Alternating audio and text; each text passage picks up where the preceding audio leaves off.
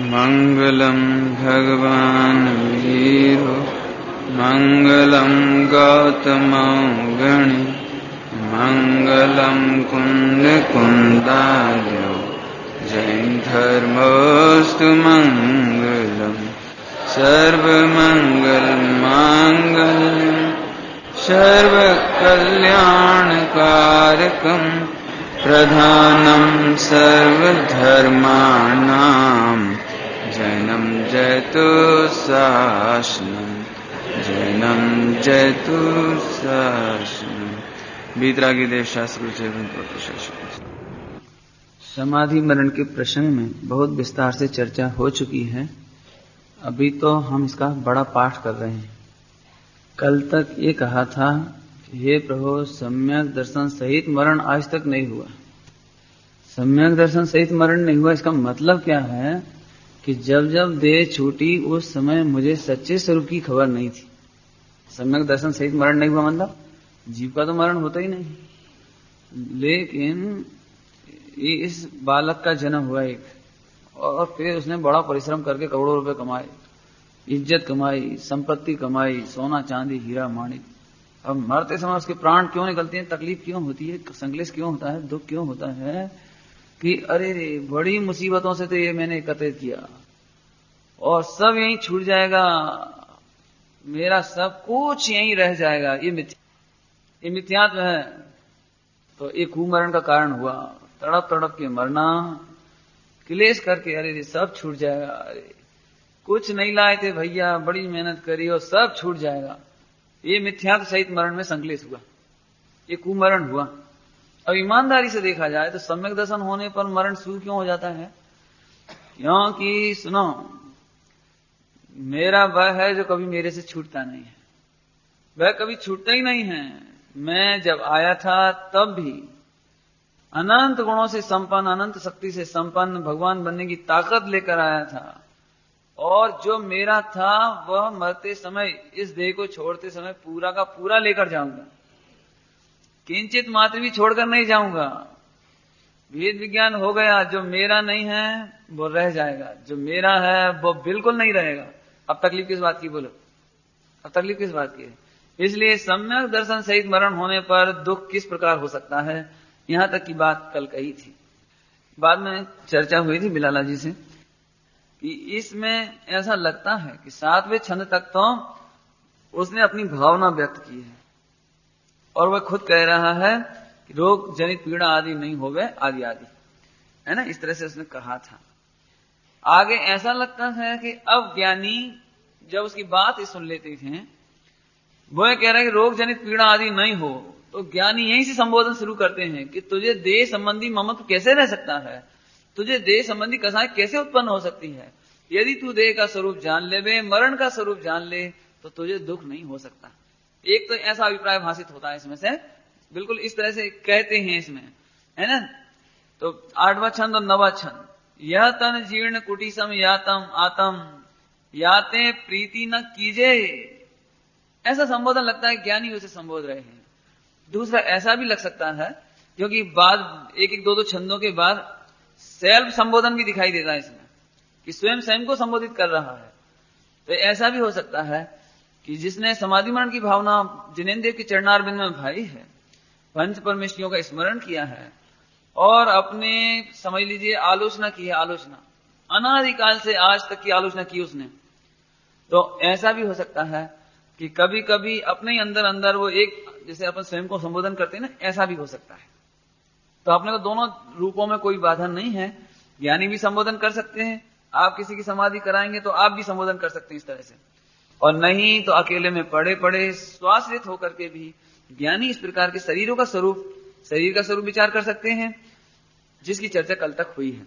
आगे एक दो छंद के बाद आप देखेंगे कि ये ऐसा लग रहा है कि स्वयं को संबोधन कर रहा है।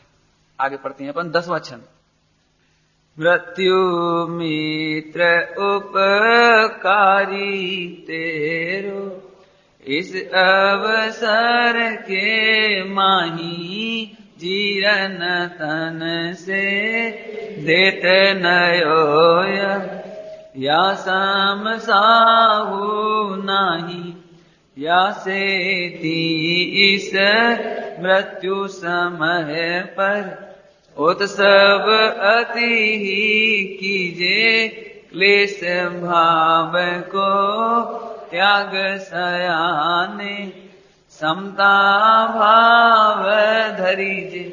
अब यहाँ ऐसा लगता है ज्ञानी इसको संबोधन कर रहे हैं, क्लेश छोड़ो भैया और खूब उत्सव करो। उत्सव किस बात का उत्सव करो?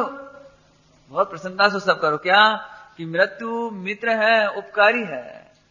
मृत्यु जीव का उपकारी है, मित्र के समान। इस अवसर में, किस अवसर में? मृत्यु के अवसर में।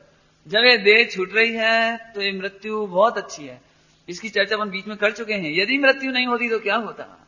लगवा वाला लगवा में पड़ा रहता, कैंसर वाला कैंसर में तड़पता रहता, हार्ट अटैक वाला हार्ट अटैक में तड़पता रहता, और जिनके पाचन नहीं हो रहा है और बिस्तर पे ही लेटरिन बाथरूम हो रही, वो सारी जिंदगी क्या करते? इस घिसे पिटे शरीर को लादे लादे कब तक घूमते? मृत्यु तो तुम्हारा उपकारी है। इस अवसर के माही क्या करता है वो? जीर्ण तन, देखो पुराना फटा टूटा शरीर लेकर के हैं। आजकल कंपनी आती ना, कंपनी खटारा स्कूटर लाइए, नया ले जाइए। ऐसे मृत्यु तेरा फटा टूटा गला कोई काम का नहीं है।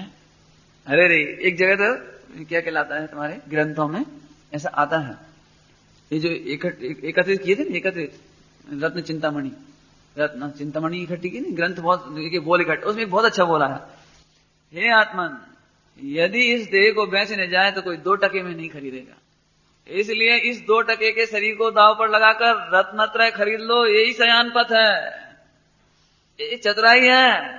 ये शरीर बेचने जाए तो 2 टके में नहीं जाएगा, इस शरीर को दांव पर लगा दो इस जीवन में और रत्नत्रय पालो, मुक्ति का रास्ता पालो। इससे ज्यादा समझदारी का कोई काम हो सकता? वहां तो ऐसा, मैंने तो अपनी तरफ से बोल दिया ये शब्द, वहां ऐसा लिखा है, इससे सस्ता धर्म कहां मिलेगा कि 2 टके में रत्नत्रय मिल रहे हो, हैं? बोलो। तो इस शरीर का ममत्व छोड़कर, प्रीति छोड़ करके, क्योंकि इसकी प्रीति है वो क्लेश कराती है, तो बहुत बढ़िया। मृत्यु तेरा मित्र है, फटा टूटा नया शरीर लेकर के और देत नयो यह, और क्या कह रहे हैं? या सम साहू नाही। इससे बड़ा साहूकार ईमानदार कौन होगा? इससे श्रेष्ठ साहूकार कौन होगा? तो तुम्हारे बिल्कुल गले टूटे शरीर को लेकर के एक नया शरीर देता है। हालांकि यहाँ तो मृत्यु को लोकाचरण में उपकारी कह रहे हैं, ध्यान रखना। माने जहां जिस आशय से बात कही जाए वो समझना। दूसरी ओर से देखा जाए तो नया शरीर मिलना, नया भाव मिलना, ये कोई उपकार नहीं है। लेकिन मृत्यु इतना उपकार कर सकता है आपका कि पुराना शरीर लेकर के नया शरीर दे देगा। मृत्यु के हाथ में इससे ज्यादा नहीं है। यदि वास्तव में तुम्हें नया भाव नहीं चाहिए हो तो भी देह की ममता छोड़कर अशरीरी आत्म तत्व में रमणता करो। तब जरूर ऐसा हो सकता है कि एक समय ऐसा आएगा कि मृत्यु भी हार जाएगी। इसके लिए अपन ने समाधि मरण के समय कहा था, याद है? समाधि इजिकल टू मृत्यु की मृत्यु नहीं, समाधि अर्थात मृत्यु की भी जहां मृत्यु हो जाए उसका नाम समाधि है ना।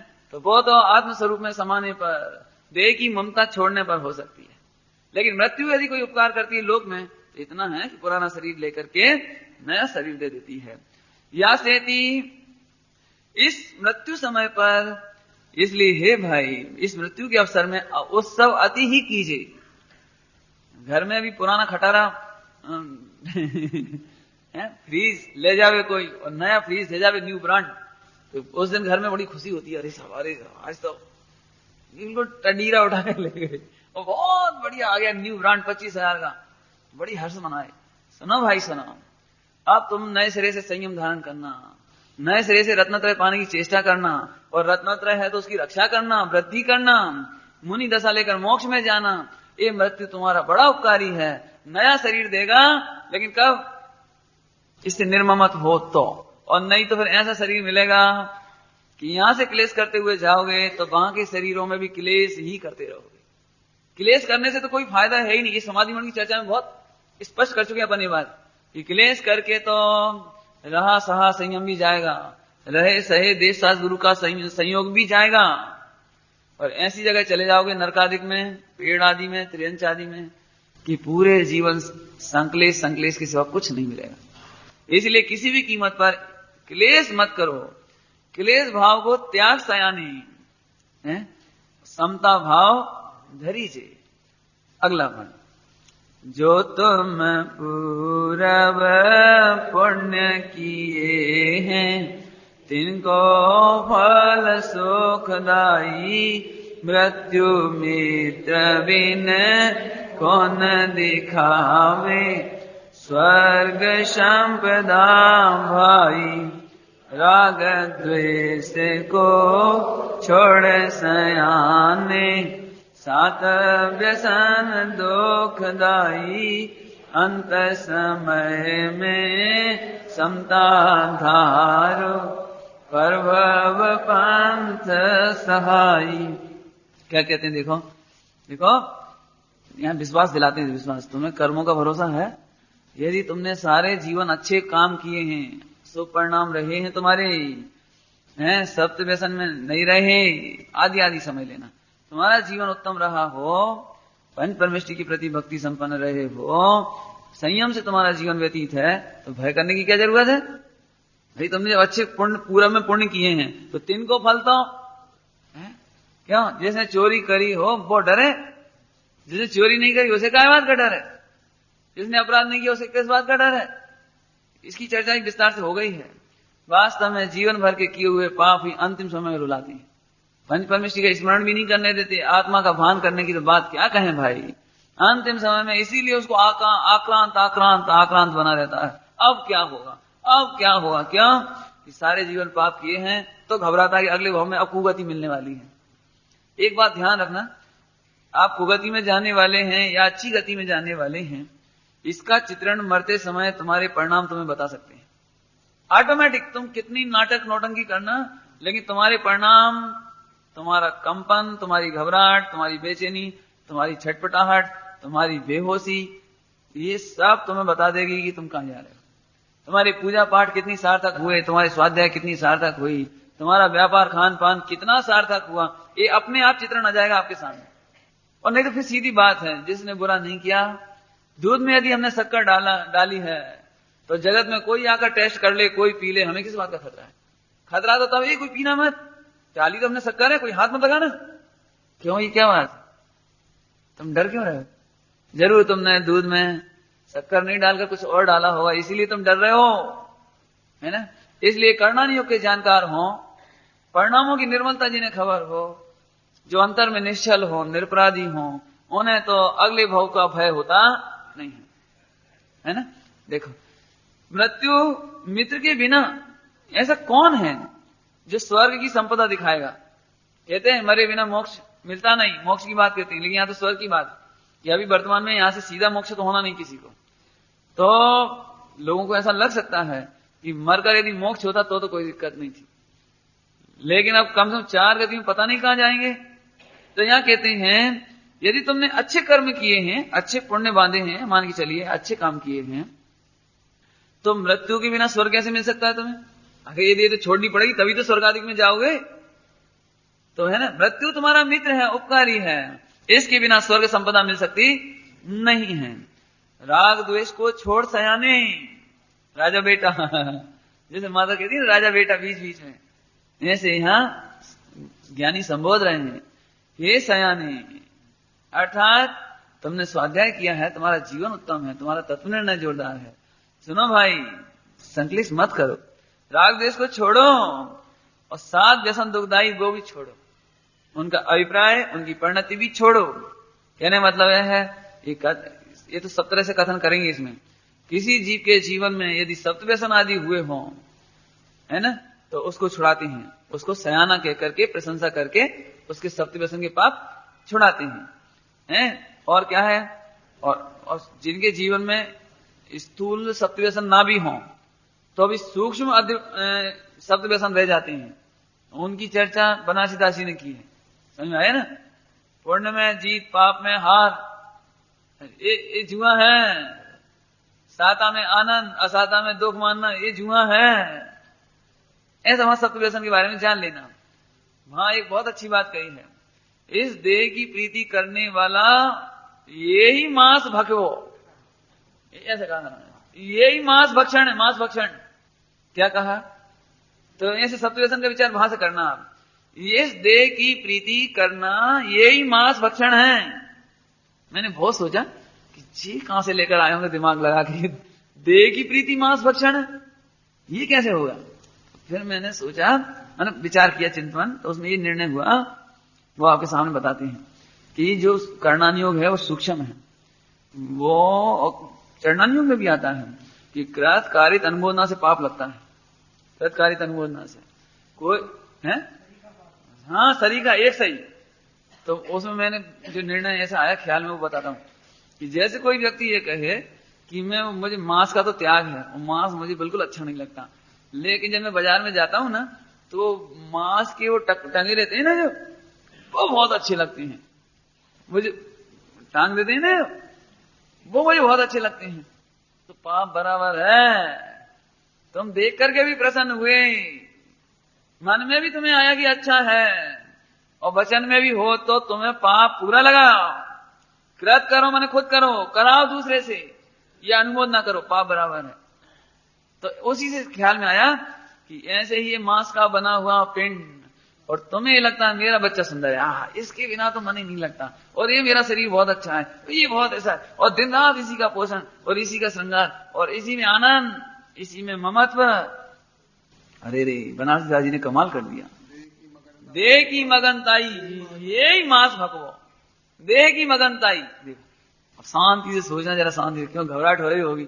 बच्चे को गोद में लेकर तो बड़ा अच्छा लगता था चुम्बन करो, ऐसे लगाओ, बच्चा, पंडित जी, अरे इसकी तो मरण की हम कल्पना ही नहीं कर सकते, इसके वियोग की कल्पना नहीं कर सकते।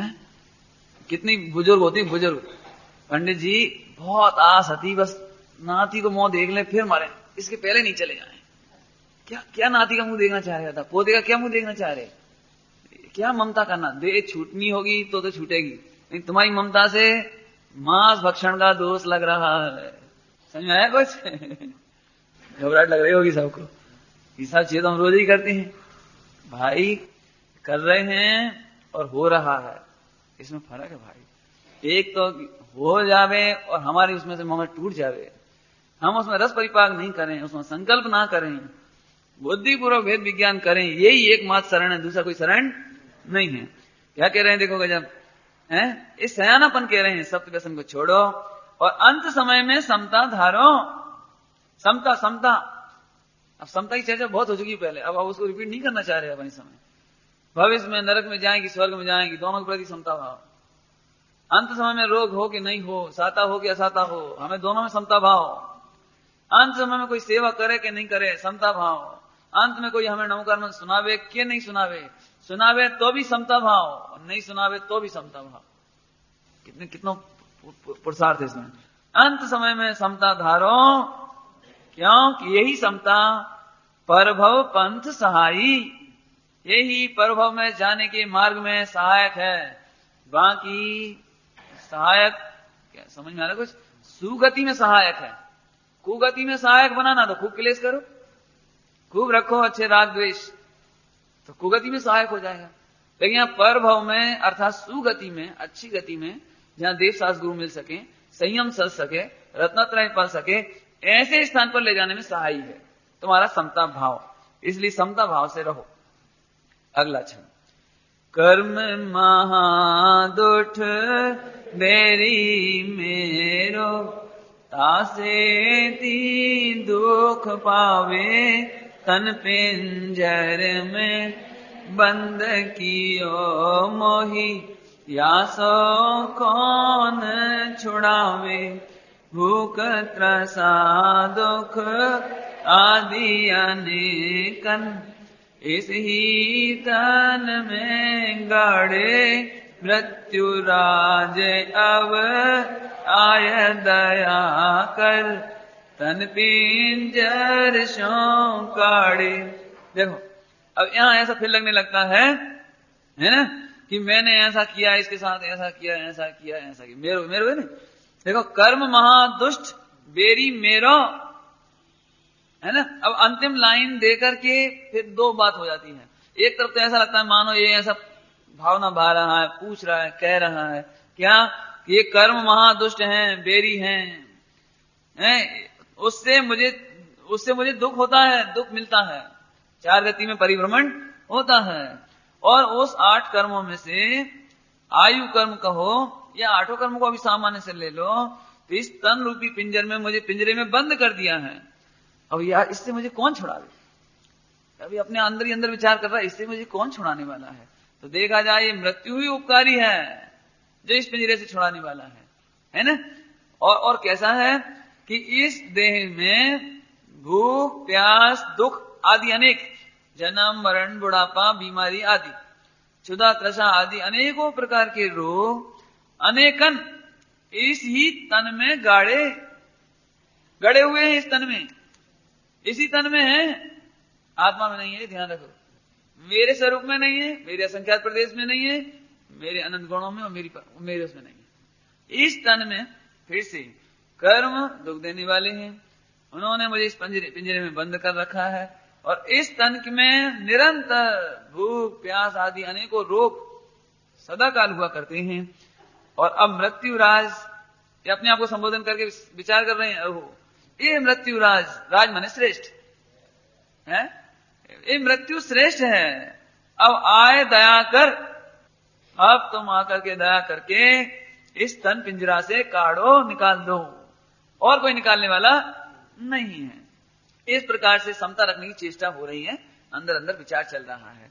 आगे, नाना वस्त्र भूषण पहन इस तन को पहराए, गंध सुगंधित अतर लगाए, सटरस आसन कराए, रात दीना में दास होए कर, सेव करी तन केरी, सो तन मेरे काम न आयो, भूल रहो निधि मेरी।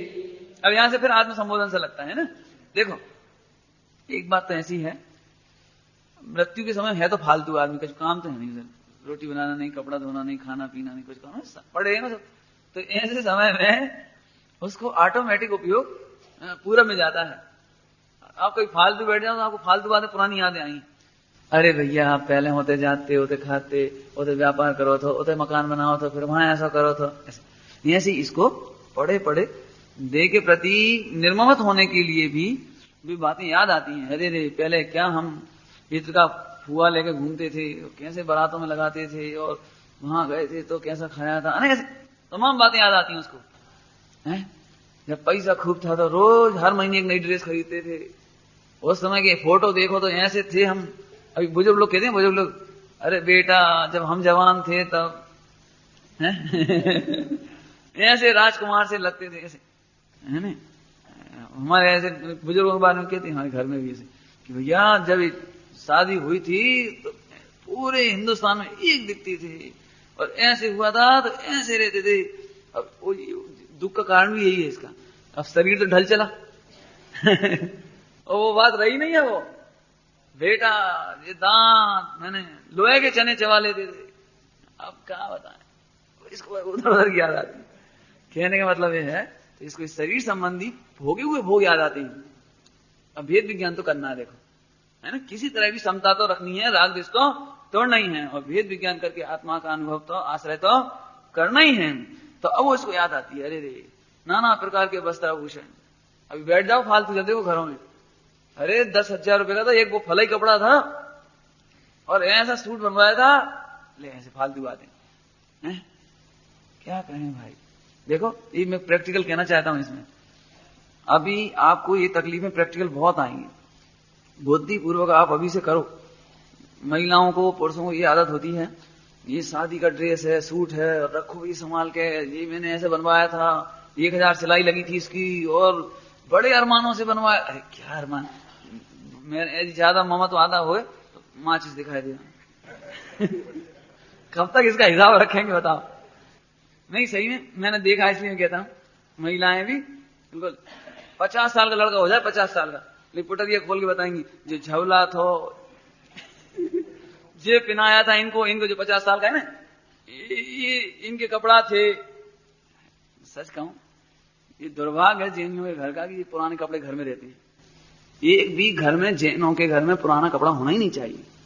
उनको दे देना चाहिए गरीबों को। हॉस्पिटल में कितने बच्चे बेचारे ठंडों में नंगे पड़े रहते हैं, गरीब हैं कितने ही, दे देना चाहिए। अपने बच्चे के पहनाए हुए कपड़े, एक बच्चे के कपड़े दूसरे को नहीं पहनाना चाहिए।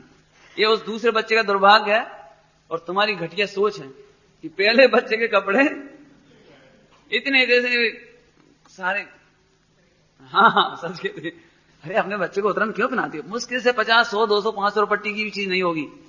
अरे इतनी उदारता रखो। कहां तो अपने घर में पुत्रोत्सव होने के बाद लोग 4 प्रकार का दान करते हैं। अरे तुम तो गरीबों को, जितने दिन हॉस्पिटल में तुम रहना पड़े तुम्हें, 2, 3 दिन, 4 दिन, 5 दिन, उतने दिन देखो आसपास में पड़े हुए मरीजों को दूध पानी की जरूरत तो नहीं है, बंटवा दो दूध, फल बंटवा दो। अरे इस जैनों को जैन पन के जीना नहीं आता। सही बात है। जैन श्रावक माने 3 लोक का सर्वोत्कृष्ट ग्रस्त पुरुष है सर्वोत्कृष्ट। बहुत उदार भाव होने चाहिए। अपन मैं क्या बता रहे, माने हमने ये भी देखा है, ये तो क्या है, देख बेचारे एक को देखे वाला नहीं है, बच्चा ठुठ रहा। तुम ये तो कह रहे हो, तुम्हें इतना नहीं आता कि लो ये चादर ले लो, ये लो ये कपड़ा ले लो।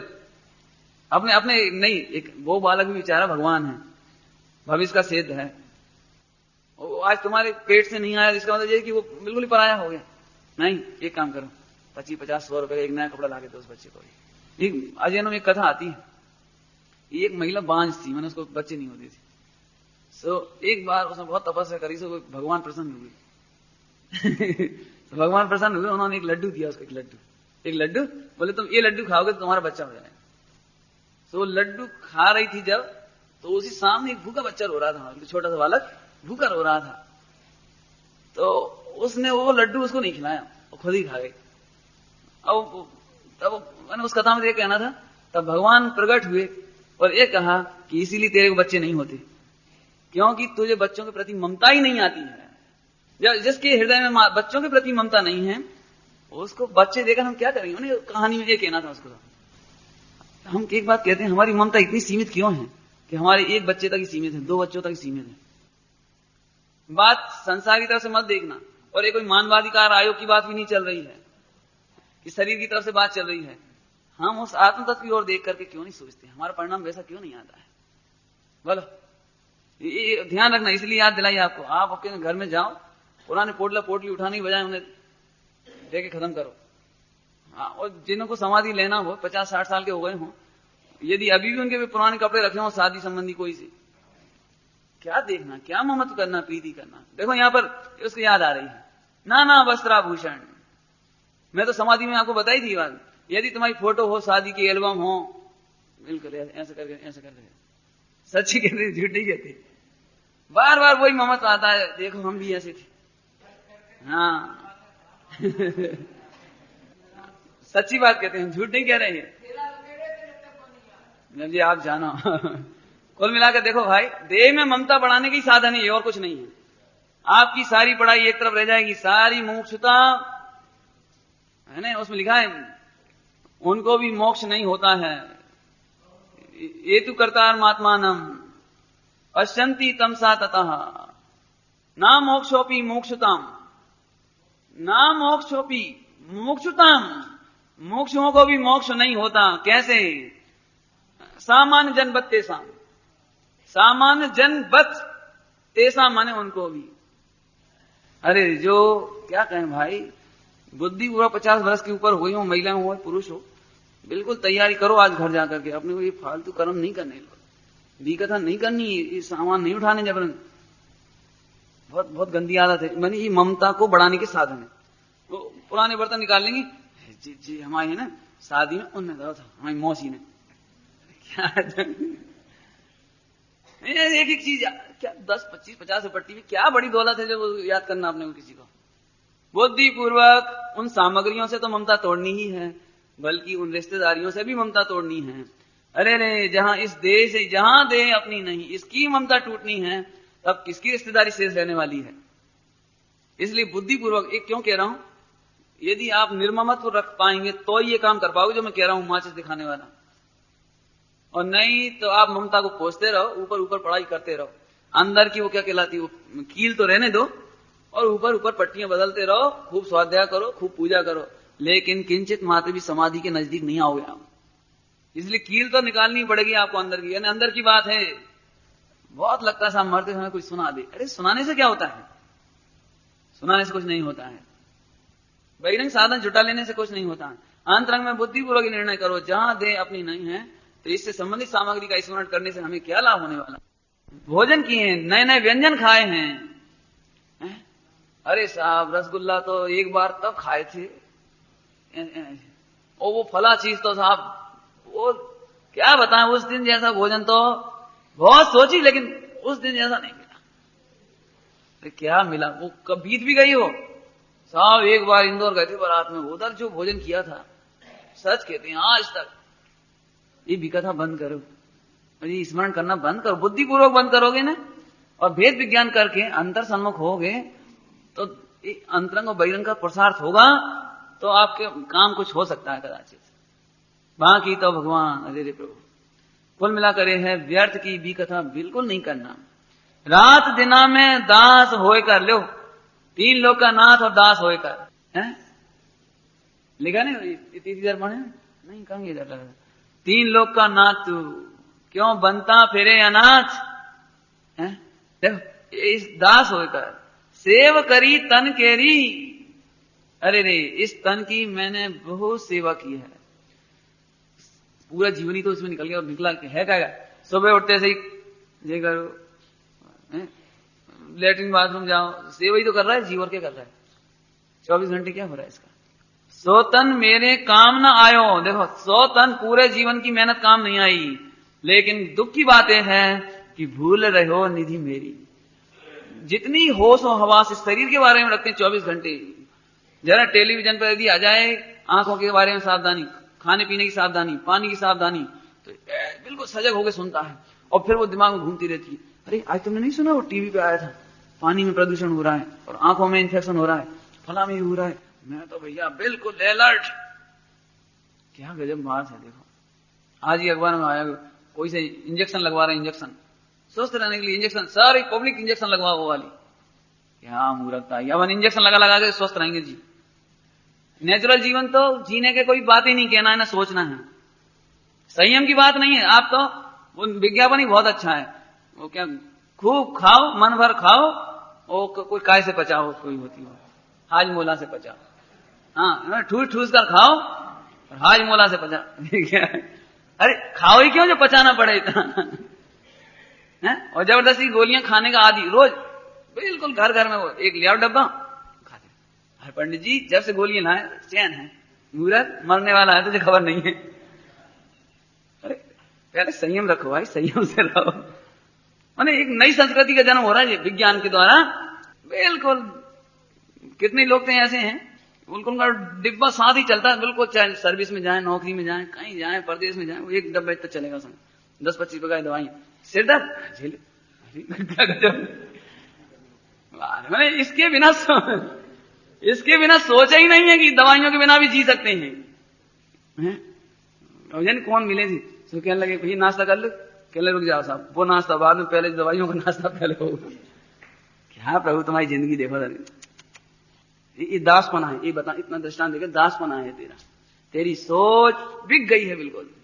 तुझे नहीं मालूम तू प्रभु था, तू परम स्वाधीन तत्व था, देह में क्या आ गया और होश भूल गया बिल्कुल। अरे रे प्रभु अभी कष्ट आने दो, कष्ट तू कोल करार करता फिरता है। अरे रे प्रभु अब ऐसी गलती नहीं करेंगे, अब नहीं करेंगे, अब नहीं करेंगे, और जरा इधर क्या आ गए कि बस भूल जाता है पूरा, पूरी सोच ही पलट गई। 24 घंटे शरीर। आत्मा की स्तुति कब आती है? आत्मा के प्रति बात सुनकर के कब सजगता आती है? ऐसी जैसे वो टीवी का इंस्ट्रक्शन सुनते से ही आती है। आत्मा के बारे में कब आती है?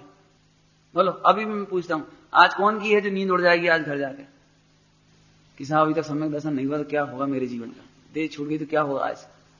यदि करोड़ रुपए का कोई या उलटफेर हो गया हो और कुछ करना बाकी रह गया हो तो इसे चिंता में रात भर नींद नहीं आवे। कोई घटना घट जाए, मुकदमा आदि हो जाए तो रात भर नींद नहीं आवी, अब क्या होगा। यदि ऐसा हो गया तो क्या होगा।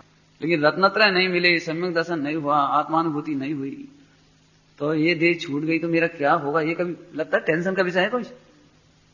ये है दासपना, ये दासपना।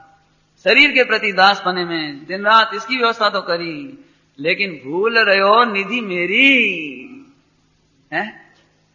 अगला छंद। मृत्यु राय को शरण पाए, तन नूतन ऐसो पाऊं, जामे सम्यक रतन तीन लही, आठों कर्म खिपाऊं, देखो तन सम और कृतघ्नि, नाही सूया जग माही, दो समय में यही परिजन, सब ही हैं दुखदाई। देखो गजब बात। मृत्यु राय को शरण पाए, तन नूतन ऐसो पाऊं, ये भावना, ये ऐसी भावना हो रही है कि प्रभु अब मृत्यु आ रही है, मुझे कोई चिंता नहीं, लेकिन ऐसा शरीर पाऊं जिस शरीर में रहते हुए मैं रत्नत्रय पाऊं। देखो सम्यक रतन तीन लही। अब तो प्रभु देखो आदमी ये सोचता है कि जब पैसा होगा तो भोगों में लग जाऊंगा, ऐसा होगा तो ऐसे लग जाऊंगा, और पैसा बहुत आ गया तो मारुति खरीदूंगा।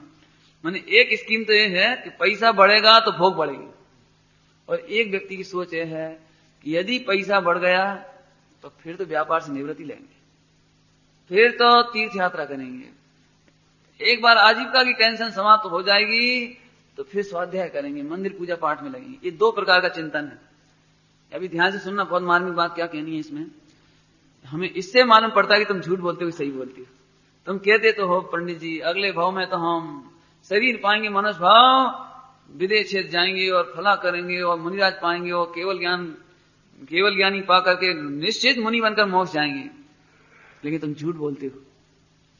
तुम ये तो पड़ी पड़ी बातें कहते हो कि अगले भाव में ऐसा हुआ तो केवली भगवान मिले तो मैं मुनि दीक्षा लेकर मोक्ष में जाऊंगा। ये बात तुम झूठ बोलते हो। क्यों?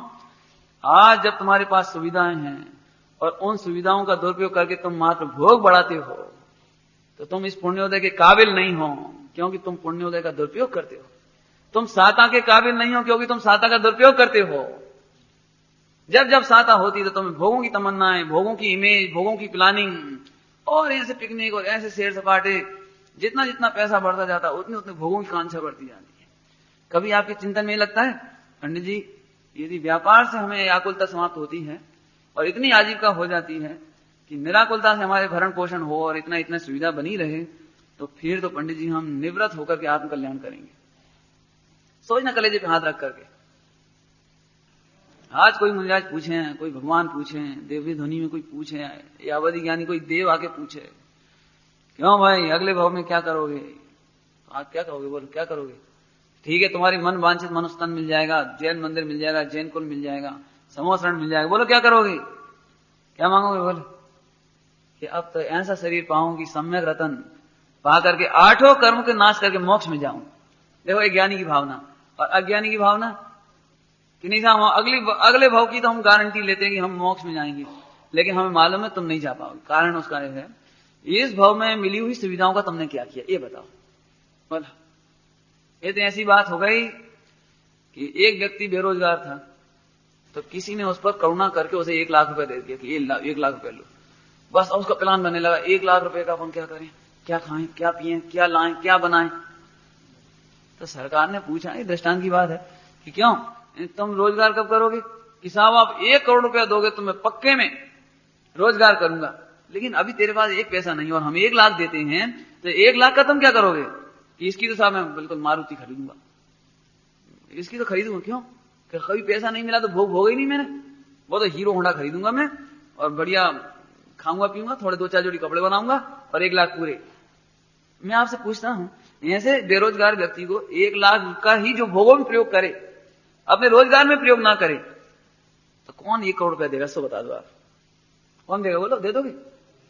घरों में अक्सर ऐसा होता है, पुत्र खाने पीने में उड़ाता हो और पिताजी ने एक बार पूंजी दे दी 1 लाख, और पिताजी ने देखा कि इसने 1 साल में पूरी पूंजी खा पी के गंवा दी, तो फिर पिताजी क्या करते हैं? 1 करोड़ दे देते उसे।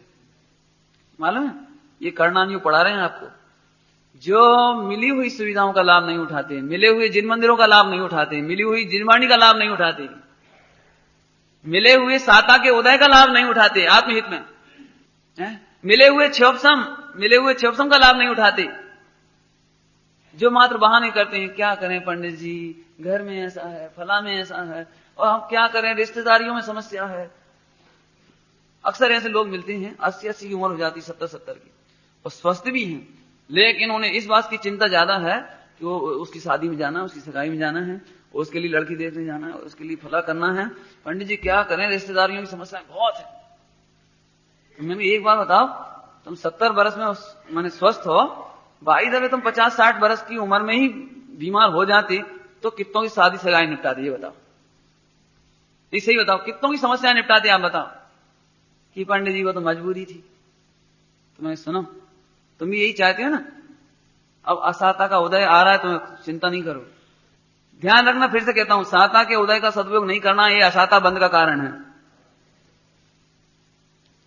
मन मजबूरी में जब बीमार हो जाओगे तब तो तुम निवृत्ति ले सकते हो। सुनो, इसको पुरुषार्थ नहीं कहते, पुरुषार्थ इसको कहते हैं जब तुम इस साता का उदय का सदुपयोग करना सीखो। जब तुम्हारा क्षोभ संज्ञान है तो तुम इस निर्णय में अपनी बुद्धि लगाओ, ना कि उधर की विकथा के निर्णय की बुद्धि लगाओ। अभी भी कितने लोग होंगे आप में से भी, क्यों बिहार में कौन की पार्टी आएगी इस बार, अब बहस क्यों, और वो कहां मणिपुर में क्या हो रहा है, और फला जगह कहां हो रहा है, उड़ीसा में क्या हो रहा है। अच्छा मान चलो बन भी गई सरकार, तुम्हारा क्या आने वाला है, और नहीं बनी तो तुम्हारा क्या जाने वाला है। लेकिन 1 घंटा तुमने क्षोभ संज्ञान का दुरुपयोग किया भाई साहब, आपको नहीं मालूम, आपने मति सुतावरण ज्ञानावरणी कर्म बांधे हैं, पता है आपको। फिर से सुन लेना, इस साता का दुरुपयोग मत करो भाई, पुण्य का दुरुपयोग मत करो। तुम कहते तो हो अब ऐसा होगा तो मैं रत्नत्रय पाऊंगा, मोक्ष जाऊंगा, मुनि बनूंगा, झूठ बोलते हो। आज के मिले हुए क्षणों में तुमने क्या किया बोलो। जो वर्तमान का सदुपयोग नहीं करते उनका भविष्य भी बर्बाद ही होता है। नीति की बात है, भविष्य भी बर्बाद ही होता है। जो बालक आज पढ़ाई नहीं कर रहा है उसका ये साल बर्बाद ही होने वाला है परीक्षा में। जिसने पढ़ाई नहीं करी वो करेगा क्या, ऐसी है समझना भैया। देखो 2 बातें बता दी, एक अज्ञानी की सोच और एक ज्ञानी की सोच। श्रीमद जी ने तो ये कहा है कि यदि आज की आजीविका पर्याप्त है तो आजीविका से विराम ले, निवृत्त हो। रंतगण साहब का आचार्य जी में या कहीं से परिशिष्ट में जोड़ा है उसको, रंतगण साहब का आचार्य जी में, यदि शायद आत्मानुशासन जी का ग्रंथ का होगा, देख लेना। एक बार तुम दान मत दो कोई बात नहीं है, लेकिन आजीविका का त्याग करो। दान देने से दूसरों का भला होगा, और आजीविका त्याग करके आत्मा आराधना करोगे तो अपना भला होगा। क्या समझ में आया। करोड़ों रुपए का मंदिर बना दोगे, बहुत लोगों का फायदा हो जाएगा, हजारों वर्ष तक के लिए दूसरों का फायदा हो जाएगा, तुम्हारा फायदा बिल्कुल नहीं है इसमें। लेकिन निवृत्ति निकाल करके, आजीविका के छल कपट से निवृत्ति निकाल करके, प्रपंचों से निवृत्ति निकाल करके, आकुलता का त्याग करके, बुद्धिपूर्वक क्षोभसम का सदुपयोग, साता का सदुपयोग, पुण्य का सदुपयोग, और फिर ये जिनवाणी और आराधना में लगाए तो इसमें तुम्हारा हित है। एक बार दान मत तो कोई बात नहीं है, लेकिन आजीविका व्यर्थ मत करो, अनावश्यक आजीविका बिल्कुल मत करो। ऐसी बात यहां कहते हैं। देखो हे प्रभु, अब तो ऐसा शरीर मिले जहां मैं रत्नत्रय पा करके 8 कर्म का नाश करूं। देखो तन सम और कृतग्नि नाही सूया जग माही, इसके समान कृतग्नि दूसरा नहीं है कोई, इसके समान अन्य कोई कृतग्नि नहीं है। इसको हमने 200 रुपए किलो का घी दिया इसको, और इसने हमें दुर्गंध दी। हमने बढ़िया से बढ़िया मिठाई पकवान सब खिलाए, लेकिन इसके सर्वांग से सिवाय गंदगी के कुछ नहीं झरा। देख लो 9 द्वार में से एक गंदगी के सिवा कुछ झरता हो, एक एक रोम रोम से पसीना दुर्गंध झरती है। हमने इसे इत्र दिया, इसने हमें दुर्गंध दी। अब लगा लेना, ज्यादा नहीं कहना इसमें है। और सुनो, हमने आत्मा को संपूर्ण झोंक दिया इस शरीर के खातिर, तो इस शरीर के खातिर जो हमने उपयोग समर्पित किया था उसके फल में हमें नरक निगोद मिला। इससे बड़ा कृतज्ञ और कौन होगा। इसकी प्रीति में हमने भक्ष भक्ष नहीं गिनी, तकलीफ कौन ने पाई, इससे बड़ा कृतज्ञ कौन होगा। एक तो साहब को रिश्वत दी, ऊपर से हम ये बंद कर दो है। एक तो साहब को रिश्वत दी और ऊपर से हम ही 4 गति में रोले, इससे बड़ा कृतज्ञ कौन होगा। रुक जाओ, इसका दासपना छोड़ दो, दासपना छोड़ दो, अपनी प्रभुता देखो, इसका दासपना छोड़ो। देखो मृत्यु समय में ये ही परिजन सब ही हैं दुखदाई। तो मरते समय क्या स्त्री पुत्र आदि दुख देते हैं उसे? वो दुख नहीं देते, उनका लक्ष्य कर करके ये दुखी होता है। एक समझ लो, एक पुत्र ने मकान बनाया जोरदार, और उनके पिताजी थे 70-80 साल के। तो हमने कहा साहब आज आपके मकान का उद्घाटन है और बच्चे प्रसन्न है, सब प्रसन्न है, आप प्रसन्न क्यों नहीं हो? तो बोले सारी जिंदगी हम कर करके मर गए, जब नहीं बना था, अब जावे की बेरा आ गई, जब बनो जो। उन्होंने बिल्कुल, क्योंकि हम तो भोग ही नहीं पाए, हम तो बिलस ही नहीं पाए, और इसको इस बात की तकलीफ है। अब उसे देख देख के दुखी होता है। कहा छत तो बहुत अच्छी हुई, जरा ऊपर तक घुमा लिया, दिखा लिया ये ऊपर तक, पकड़ पकड़ के ले जा रहे एक सीढ़ियां। अब ये दुखदाई, ये दुखदाई, उसका लक्ष्य कर करके दुखदाई है। ऐसे स्त्री पुत्र परिजन आदि सबकी कल्पना कर करके दुखी है। अरे जरा सब नहीं देख पाए, अरे बहू को मुंह नहीं देख पाए, अरे बहू की रोटी नहीं खा पाए। क्या कल्पना तो देखो इस जीव की, यानी ऐसी एक नहीं, ये तो 2-4 मोटी मोटी कहते हैं, बाकी तो इसकी कल्पनाएं अनंत है। और इसलिए वो दुखदाई है मरते समय। मरते समय बस ये विचार कर करके क्या होगा इनका, क्या होगा इनका, देख नहीं पाए, भोग नहीं पाए। अरे रे क्या कहें भाई, देख सुन, वास्तव में तो इसकी ज्यादा लंबी कथा क्या करें, अपना घर बनाना अपने हाथों से अपने लिए जेल बनाने जैसी बात है। पाप का उदय हो तो तुम्हारा 10 मंजिला क्या 2 मंजिला मकान भी हो और डॉक्टर चढ़ने से मना कर दे, नीचे पड़े रहो एक ही कमरे में, और तब सबसे ज्यादा तकलीफ होती है कि अपने द्वारा बनाए गए मकान में अपन जब बीमार हो, बुजुर्ग हो, 80-90 के हो गए हो, 70-80 के, और लड़का पढ़ा लिखा डॉक्टर या वकील हो, और जिस कमरे के बाहर जिस कमरे में अपने को लिटाया गया है बीमारी के काल में, मरने के काल में, उसके बाहर के कमरे में बढ़िया बैठक हो, वहां उसके मित्र आते हो, वहां उसके कोई और आते हो सब समाज के, तो उस पुत्र को ऐसा लगता है कि तुम इधर आ मत जाना, इस कमरे में आ मत जाना, बड़ी इंसल्ट होती तुम्हें देख करके, तुम्हारी शकल देखकर मेरी इंसल्ट होती। देखो माने वो मन वांछित बोल ना सके, खांस ना सके। पिताजी तुम खांसते रहते हो, लोग क्या सोचते होंगे, तुमको यहाँ चिल्ला चोट करते हो, या देखो कैसे कपड़े पहनते हो, और तुम बाहर मत आया करो मेरे दोस्तों के सामने। मुझे ऐसी इंसल्ट लगती है अपने पुत्रों के द्वारा, ये दुखदाई। देखो सुनो, तुम्हारी कल्पनाओं का भांडा फोड़ हो रहा है और कुछ नहीं है। इसलिए है भाई, बुद्धि पूर्वक मकान बनाने से पहले भी मकान से भेद विज्ञान करना बहुत जरूरी है। घर में स्त्री पुत्र आदि का परिजन का पालन पोषण करने से पहले भी भेद विज्ञान बहुत जरूरी है, और भेद विज्ञान के लिए तत्व ज्ञान बहुत जरूरी है? और नहीं तो तकलीफ तो होना ही वाली है। आगे देखो इसमें अगला अच्छा, यह सब मोह बड़ा बनहारे, जी को दुर्गति दाता, इनसे ममत निवारो जियर, जो चाहो सुख साता, मृत्यु कल्पद्रुम पाय सयाने, मांगो इच्छा सेती, समता धर कर, मृत्यु करो तो पावो संपत्ति देती। बहुत सुंदर आत्म संबोधन चल रहा है, अंदर अंदर विचार आ रहे। यह सब मोह बढ़ावन हारे, ठीक है, इसकी चर्चा तो बहुत हो गई। जीव को दुर्गति दाता, जीव दुर्गति को पाएगा, इसकी चर्चा हमने पहले विस्तार से कर ली, अब तो केवल अपने पाठ पढ़ना संक्षेप में। यदि किसी को मकान बनाया हो और उसमें ममता हो, मकान बहुत अच्छा है, मकान का नाम सुनते से उसका छाती चौड़ी हो जाती हो और चेहरे पर उसको गर्व लगता हो, तो उसे भेद विज्ञान करा। हे भाई तुम्हें नहीं मालूम इसकी ममता दुर्गति की देने वाली है। पिताजी तुम इस मकान की कल्पना मत करो, तुम तो सिद्धालय में बसो, 3 लोग के शीश पर विराजो, वो अपना बसने का स्थान है। पिताजी ये स्थान न काहू का हुआ है न होएगा।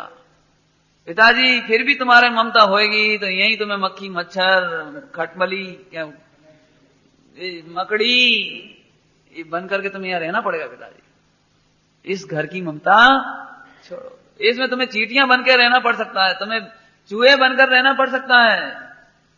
कोई चूहा बिल्ली होती है आपने देखे होंगे, कितना ही मारो पीटो लेकिन रहेंगे भाई, आएंगे भाई। क्यों रहते हैं इसमें?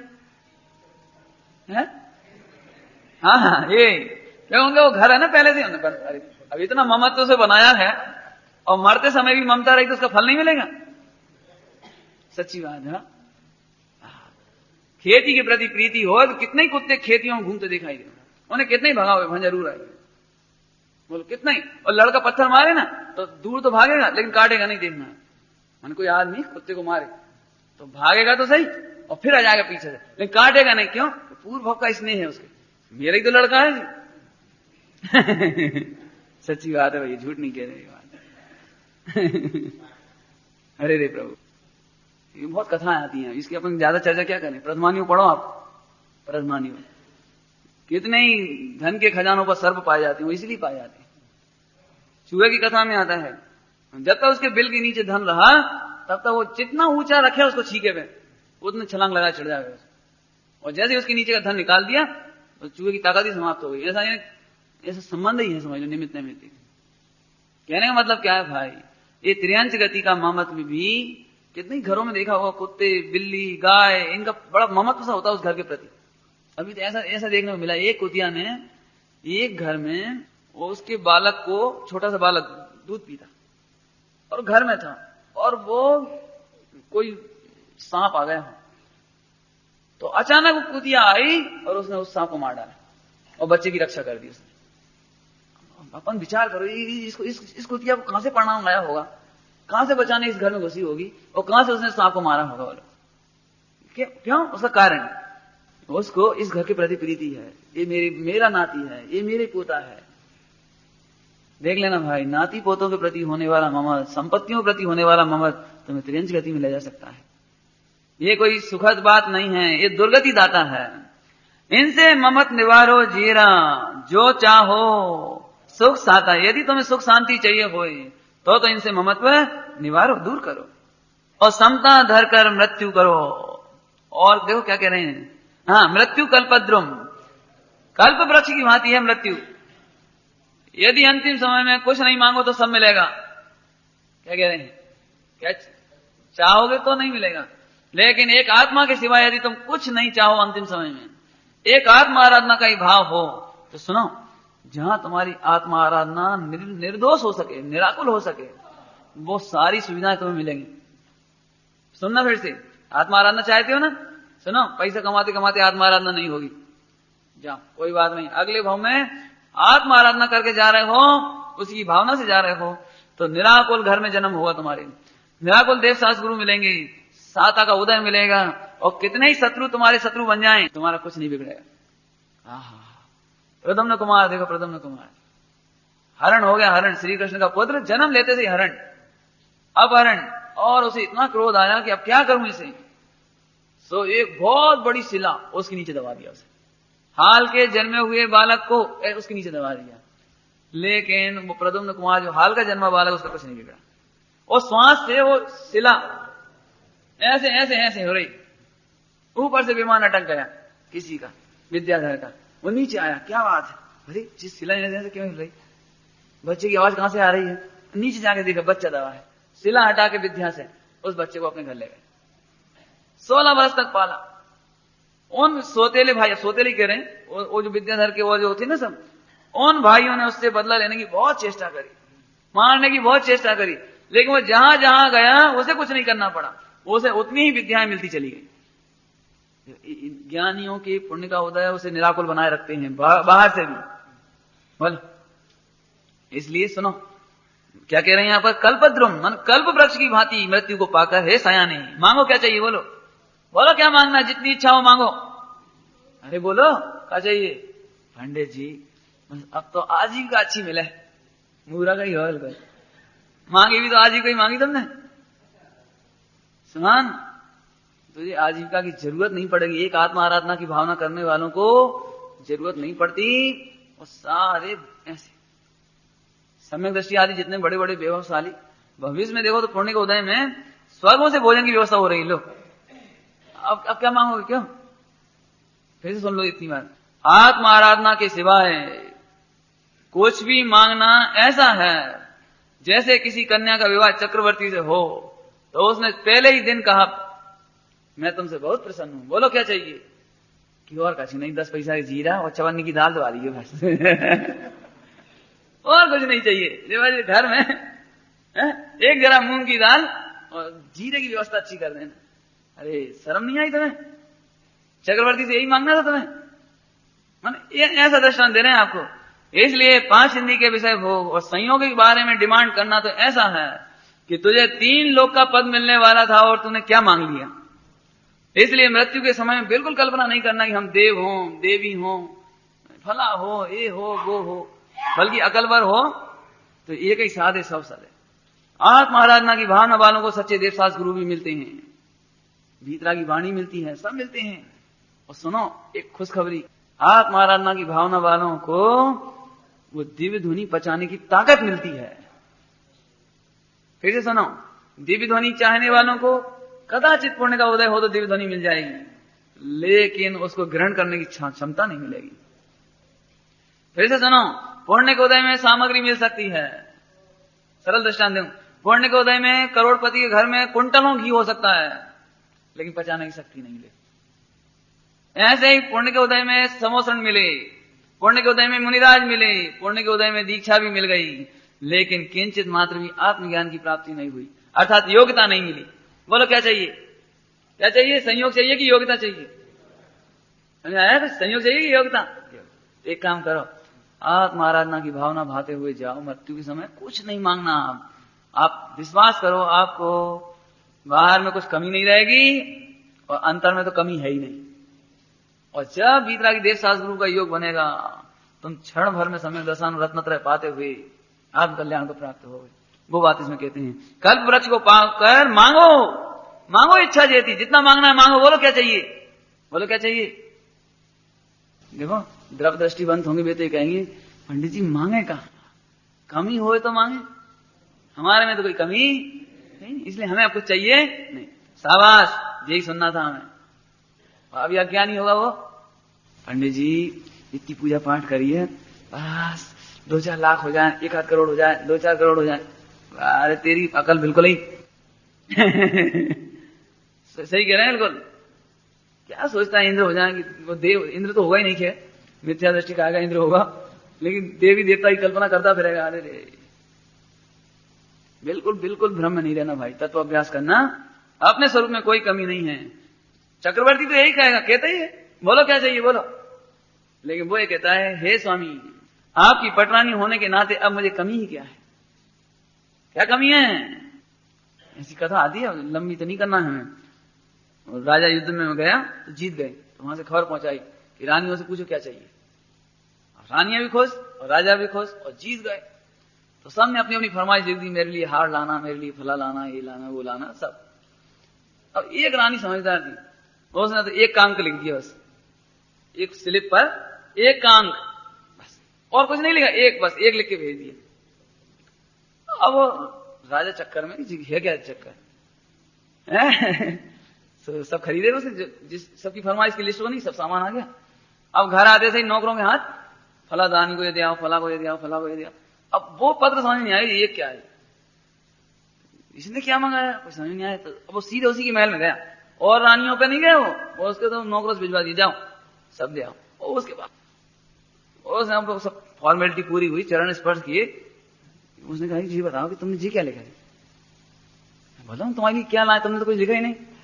बोले मैंने जो लिखा था वो मेरे पास आ गए, जो मैंने लिखे थे वो मेरे पास आ गए। तुम कह रहे हम कुछ नहीं लाए, आ तो गए। अरे आप जीवित लौट आए, आप संपन्न सुख स्वस्थ से लौट आए, अब मुझे बाकी क्या रहा? आपके रहने से मुझे क्या नहीं मिलेगा पूरे जीवन, क्या नहीं मिलेगा? उन्होंने तो एक ही चीज मांगी, उन्हें तो वही मिली, पति तो नहीं मिला, पति का प्रेम तो अब पूरे जीवन इस दृष्टांत दिया। ऐसे ही आत्मा को चाहने पर 3 लोग का क्या नहीं मिलता है, और आत्मा को बिसराने पर कदाचित एक आध बार हार कंगन मिल भी गए, लेकिन वो पति का इसने कौन सी रानी को मिलेगा पूरे जीवन, बता सकते हो?